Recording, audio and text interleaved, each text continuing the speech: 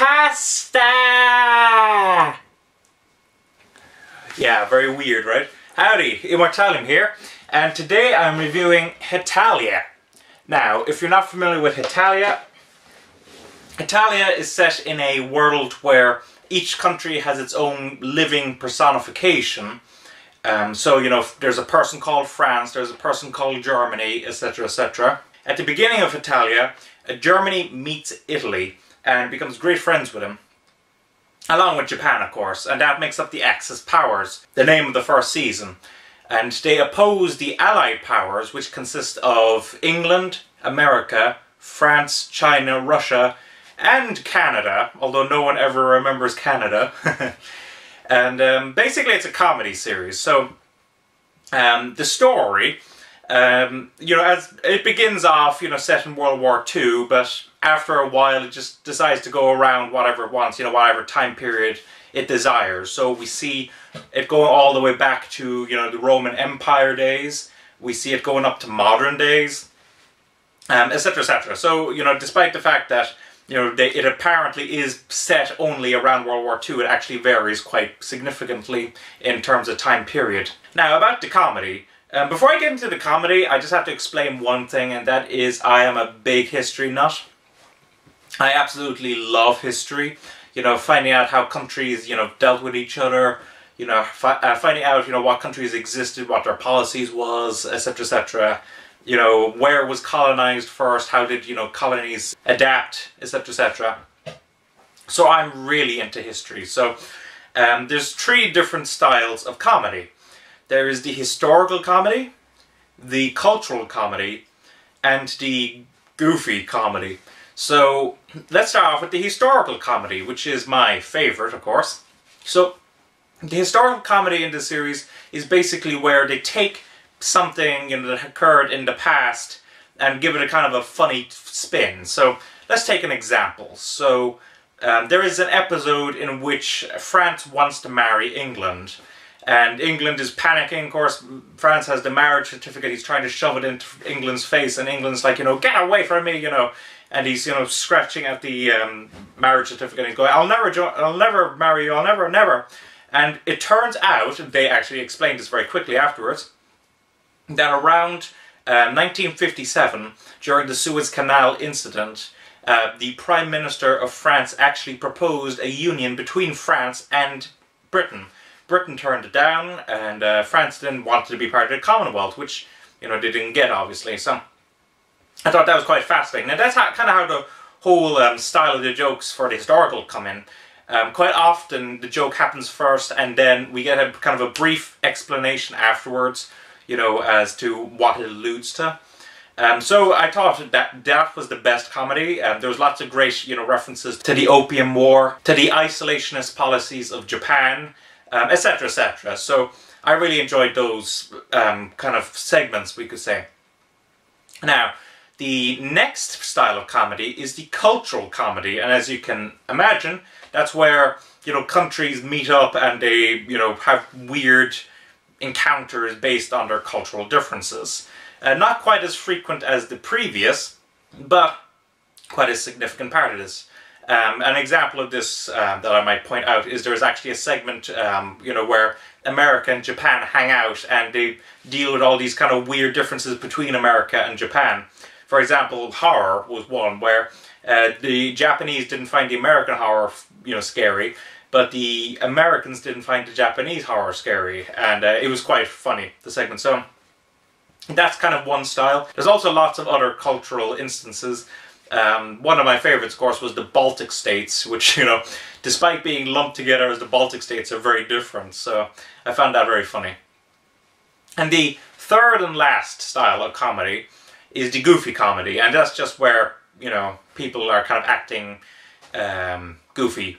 So an example of that might be a segment where America plays baseball with Canada, and America just keeps throwing the baseball into Canada's face the whole time. And while it was my least favourite part of the comedy, to be honest, I still found a lot of them quite engaging. So those are the three styles of comedy. And something I just want to briefly point out, This series is broken up into two segments. I've already mentioned Axis Powers. The second season is World Series. And a lot of people actually prefer World Series, but I personally prefer Axis Powers. Now, why is that? I believe that World Series deals more with the goofy comedy, as well as a bit more of the cultural comedy, whereas Axis Powers deals more with the historical comedy.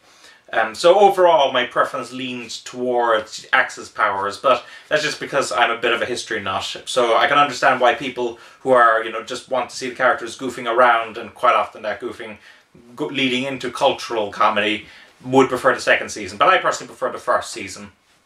So about the characters. The characters are, you know, stereotypes of countries. Interestingly, from the Japanese perspective. So Italy, all he loves is pasta, and as his big contribution to the war is mass-producing white flags. Germany is, you know, serious and loves his beer and his wurst, wurst being a German sausage. America is loud and boisterous. France is, you know, kind of fancy and gay. China is, you know, kind of aggressive, etc., etc. And that's how the countries go down. Now, there's lots of countries in this series, by no means all-inclusive. There's no Ireland in here. But besides that, we get about maybe 40 countries interacting with each other. So that's a great cast, and everyone should find a country that they absolutely love. So overall, the characters are quite engaging. There's no depth to them, of course, but they are very entertaining. This was animated by Studio Dean. Now, not only that, but this is an ONA.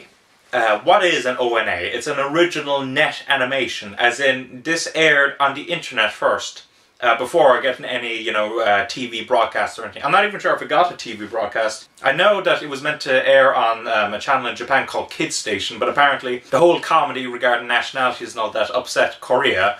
Oddly enough, though, Korea isn't actually featured in the anime, so yeah, a bit confusing. But anyway, they didn't air it on TV at that point, so it was a net animation.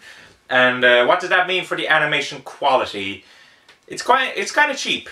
You know, there's a lot of shortcuts taken. There's no great detail in the characters.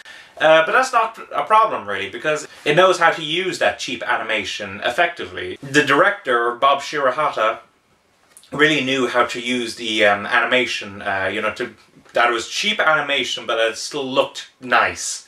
The character designs are simple but clean, you know, they're appealing. And there isn't really that much movement, but it's effectively done.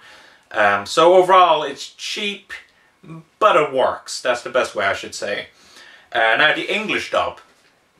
The English dub on this was done by Funimation, and the English dub is fantastic. I absolutely love the English dub. You know, you have pretty much everyone from Funimation throwing in their voices. You know, there's Eric Vale, there's Todd Haberkorn, there's J. Michael Tatum. You know, there's loads of people in this, and they all, you know, put on their accents, you know, and they're acting really goofy, and they're having a great time, and I'm having a great time. So absolutely love their vocal performances.